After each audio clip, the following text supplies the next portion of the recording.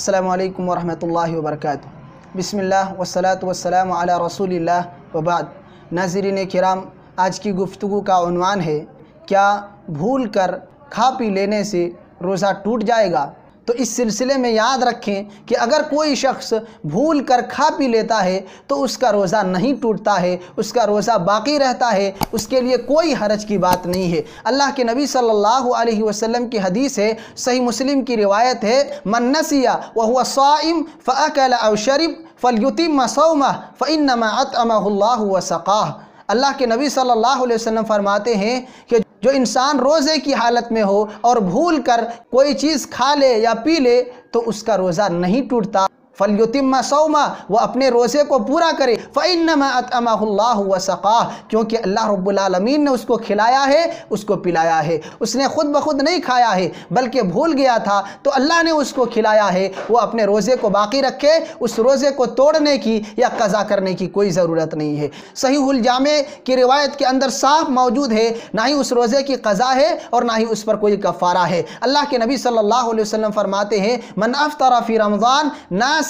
فلا قضاء علیہ ولا کفارہ۔ جو شخص بھول کر کے دن میں روزہ افطار کر لے تو اس پر نہ ہی قضا ہے اور نہ ہی کفارہ ہے، یعنی اس کے لیے کوئی حرج کی بات نہیں ہے اگر وہ بھول کر کے کوئی چیز کھا لیتا ہے یا پی لیتا ہے۔ اس لیے ہماری اور آپ کی ذمہ داری ہے کہ اگر کوئی بھائی اس طریقے سے رمضان میں روزے کی حالت میں بھول کر کھانے لگے یا پینے لگے تو خیر خواہی کی نیت سے، خیر کی نیت سے ہم اس کی رہنمائی کریں، اس کو بتائیں اور اس کو روکنے کی کوشش کریں، کیونکہ قرآن کہتا ہے وَتَعَاوَنُوا عَلَى الْبِرِّ وَالتَّقْوَى وَلَا تَعَاوَنُوا عَلَى الْإِثْمِ وَالْعُدْوَانِ، کہ جہاں کہیں بھی نیکی اور خیر کا کام ہو آپ مدد کیجئے اور برائی اور شر کے کاموں میں آپ مدد مت کیجئے، تعاون مت کیجئے۔ تو یہاں خیر کا کام ہے، صحیح چیز کی رہنمائی ہے، اس لیے آپ ان کو یاد دلائیں اگر وہ بھول کر کے کھا پی رہے ہیں تو۔ لیکن جو شخص بغیر کسی مجبوری کے جان بوجھ کر کے روزے کو توڑ دیتا ہے